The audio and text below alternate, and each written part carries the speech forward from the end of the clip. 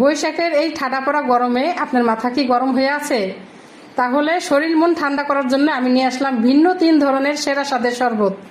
তাহলে চলুন শুরু করি। আসসালামু আলাইকুম, রুকসানার রান্নার গল্পে সবাইকে স্বাগত। দেখতে পাচ্ছেন এখানে আমি কাঁচা আম কেটে নিয়েছি 2টা, আর লেবু নিয়েছি 2 টুকরো, আর একটা কাঁচামরিচ নিয়েছি। আমি একটা কাঁচামরিচ দিব, আপনারা চাইলে 2টা দিতে পারেন। আমার যেহেতু বাচ্চারা খাবে তাই ঝাল একটু কম হলেই ভালো। এখন আমি জারে দিয়ে দিচ্ছি। এখন দিয়ে দিব এখানে পুদিনা পাতা। এই শরবতটাতে একটু পুদিনা পাতা বেশি দিতে হবে, তাহলে ভালো লাগবে খেতেও, এবং একটা সবুজ সবুজ কালার আসবে, সুন্দর লাগবে।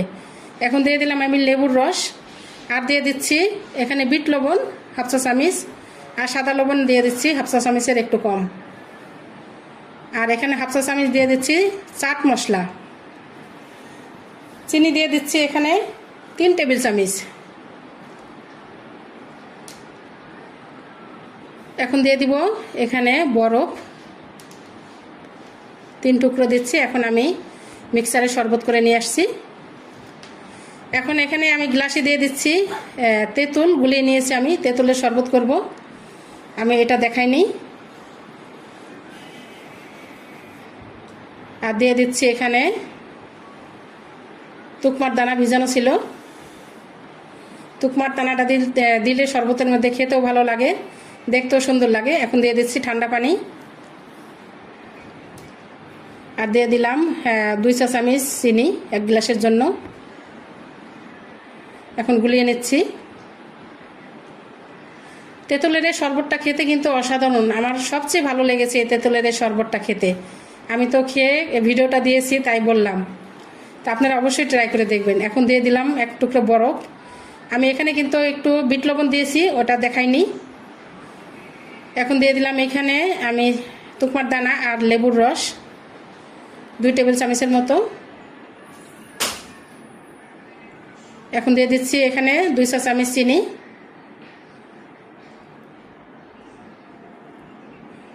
ঠান্ডা পানি দিয়ে দিলাম। এখন গুলিয়ে নিচ্ছি। লেবুর শরবতটাও কিন্তু খেতে অনেক মজা। এভাবে এই গরমের দুপুরে কিন্তু লেবুর শরবতের তো কোনো বিকল্পই নেই, এত একটা স্বাদের শরবত। আমি লেবুর শরবতের মধ্যে একটু বিট লবণ দিয়ে দিচ্ছি। এই লবণটা, বিট লবণ দিলে কি হয়, লেবুর শরবতে মানে স্বাদের একটা ব্যালেন্স আসে। এখন দিয়ে দিচ্ছি 1 টুকরো বরফ। হয়ে গেল আমার লেবুর শরবত। এখন এখানে ঢেলে নিচ্ছি সেই আমের শরবত। দেখুন কতটা সুন্দর হয়েছে কালার। এখন দিয়ে দিচ্ছি বরফ। তো আমার 3 ধরনের শরবত রেডি হয়ে গেল। দেখুন কেমন লেগেছে আমার ভিডিওটি। অবশ্যই সাবস্ক্রাইব করে পাশে থাকবেন নতুন ভিডিও পেতে, আর বেশি বেশি করে শেয়ার করে দিবেন বন্ধুদের মাঝে। সবাই ভালো থাকবেন। আল্লাহ হাফেজ।